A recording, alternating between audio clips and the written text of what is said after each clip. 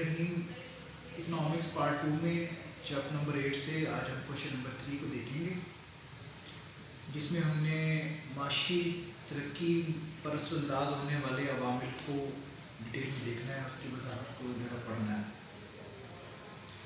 جیسا کہ میں پچھلے لیکچر میں آپ کو بتا چکا ہوں کہ معاشی ترقی سے مراد کیا ہے کہ کسی بھی ملک کے اندر جو ذرائع اویلیبل ہیں ان ذرائع کو وہاں کے افراد کس طرح استعمال کرتے ہوئے پیداوار میں اضافہ کرتے ہیں، اس کی پیداوار کے اضافے سے ملک معاشی طور پر مستحکم اور ترقی کی طرح راہ پر گامزن ہو جاتا ہے۔ تو آج ہم اس کے عوامل کو دیکھیں گے۔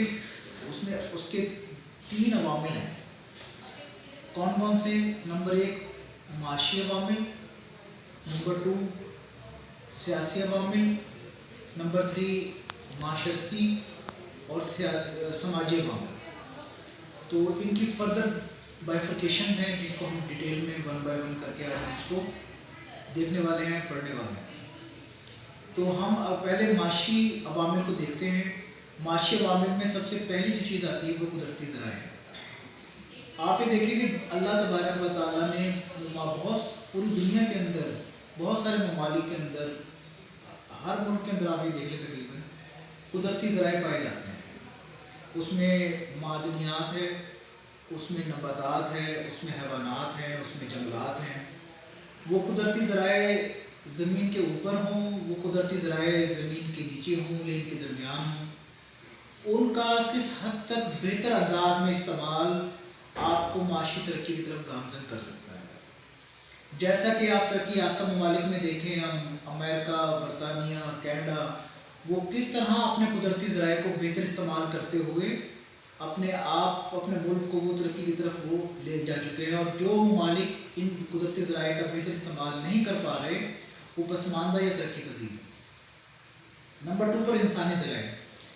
انسانی ذرائع سے مراد کیا ہے؟ کسی ملک میں آبادی کتنی ہے، اس آبادی میں تعلیم کا رجحان کتنا ہے، صحت کا رجحان کتنا ہے، وہ کتنے تعلیم یافتہ ہیں، کتنے ان کے اندر جو ہے وہ ہنر ہے، کتنے وہ پروفیشنل ہیں، اور کس حد تک وہ اپنی صلاحیتوں کو بروئے کار لاتے ہوئے اس ملک کے ذرائع جو بھی ہیں جن کو یوز کرتے ہوئے وہ پیداوار میں اضافہ کر سکتے ہیں، اور وہ کر رہے ہیں۔ اگر وہ کر رہے ہیں تو ملک ترقی کی طرف گامزن ہے، اور اگر نہیں کر رہے تو پسماندگی کی طرف گامزن ہے، یعنی کہ یہ معاشی ترقی پر بہت اثر انداز ہونے والا عوامل ہے۔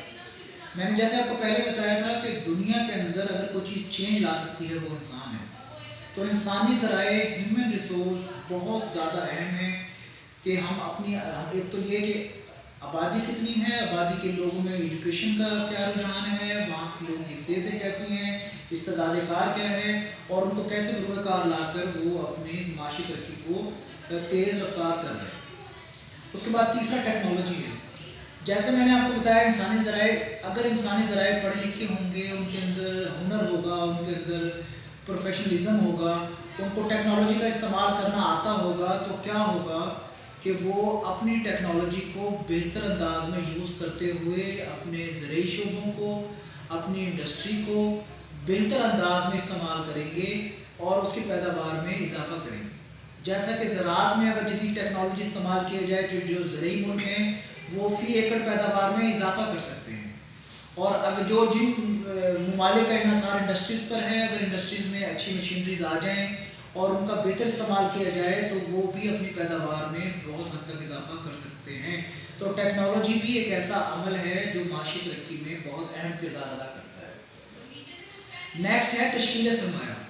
تشکیل سرمایہ سے مراد کیا ہے؟ دیکھیں، جس ملک کے پاس بچتیں ہوں گی وہی ان بچتوں کو یوز کرتے ہوئے اثر نو تشکیل سرمایہ کر سکتا ہے، اور جن ممالک کی بچتیں نہیں ہیں وہ ملک پسماندہ۔ ایک عام گھر کی آپ مثال لے لیں کہ اگر ایک گھر میں کوئی بچتیں نہیں ہیں تو وہ اسی طرح زندگی گزارتا رہے گا جس طرح وہ اپنی بیسک نیسیسٹیز کو پورے اچھے انداز میں حاصل کیے بغیر زندگی گزارتا ہے، کیونکہ بچتیں ہی آپ کی سرمایہ کاری کا سبب بنتی ہیں۔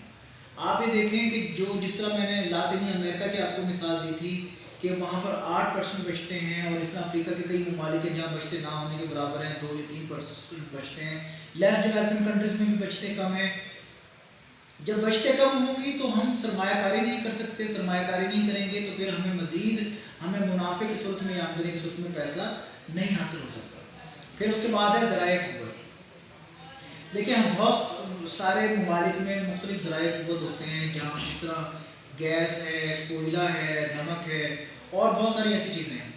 اگر آپ ان کا استعمال، ان کی پیداوار کو بہتر طور پر جو ہے وہ ایک تو پیدا کر رہے ہیں اور ان کا بہتر استعمال کر رہے ہیں، نہ صرف اپنے ملک کے لیے بلکہ برآمدات بھی کر رہے ہیں، تو وہ آپ کی معاشی ترقی کا بڑا اہم رول ادا کر سکتے ہیں۔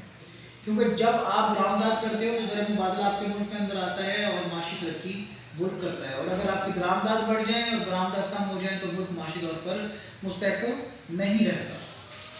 تو یہ بھی ہم نے دیکھنا ہے۔ پھر ذرائع نقل و حمل کو دیکھ لیں آپ۔ ذرائع نقل و حمل سے مراد کیا ہے کہ آپ کی روڈز کیسے ہیں، سڑکیں کیسی ہیں، آپ کے پاس جو ہے وہ ٹرانسپورٹیشن کا نظام کیسا ہے، ہوائی جہاز آپ کے کیسے ہیں۔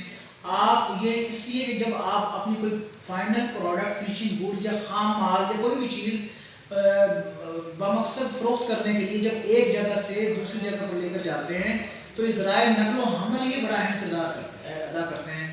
جس کی میں آپ کرنٹلی مثال دوں کہ یہ جو ہمارا سی پیک جو بن رہا ہے، بیسیکلی چائنا نے اپنی دنیا بھر کی منڈیوں کو ایکسیس کرنے کے لیے پاکستان کے ساتھ مل کر کولیبریشن کے ساتھ یہ سی پیک کا منصوبہ بنایا، تاکہ وہ جو پیداوار ان کے ملک کی ہے، جو پروڈکٹ اینڈ سروسز ہیں، وہ ان راستوں سے پوری دنیا کی منڈیوں تک پہنچا سکیں، اور وہ اپنی جو جس طرح پہلے کر رہے تھے لاگت زیادہ آ رہی تھی، اس کے ذریعے وہ اپنی لاگت کو کم کر سکیں۔ اور کمیونیکیشن کے ذرائع کون سے ہوتے ہیں؟ وہ یہ آپ کا ٹی وی ہے، آپ کا میڈیا ہے، آپ کے خطوط ہیں، آپ کی اب تو جدید دور ہے، ای میل ہے، انٹرنیٹ کے ذریعے جو کمیونیکیشن ہے، یہ جتنی زیادہ افیکٹو ہوں گی تو آپ کی معلومات دوسرے ممالک تک اور دوسروں کی معلومات جو ہے وہ آپ تک اثر نہ پہنچتی رہیں گی، جس سے آپ کو کیا ہوگا کہ آپ کو پتہ ہوگا کہ دنیا کے اندر کیا ڈیمانڈ ہے، کیا چینجز آ رہی ہیں، لوگ کیا پسند کرتے ہیں اور ان لوگوں تک وہ کیا چیز آپ کو پہنچانی چاہیے۔ اس کے بعد تعلیم و تربیت۔ تعلیم و تربیت بھی بہت اہم چیز ہے۔ جس ملک کے لوگ جو ہیں وہ تعلیم یافتہ ہوں گے، ان کو ہنر بھی آتا ہوگا، ان کو جو پتہ ہوگا کہ ترقی کرنے کے لیے کن راہوں پر جو ہے اور کس پلاننگ منصوبہ بندی کے ساتھ آگے بڑھنا ہے، تو وہ